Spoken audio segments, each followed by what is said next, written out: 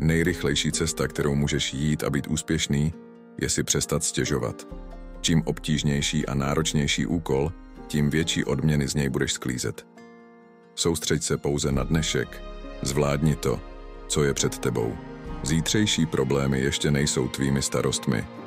Život je pouhým plamínkem ve věčnosti tmy. Využij ho, dokud můžeš. Buď mimořádný. Úkolem je vytěžit z tohoto dobré. Muž, který ví, kam jde, vždy vyhraje závod oproti muži, který neví. Neprodávej se levně, soustřeď se na cíle a omez rozptýlení.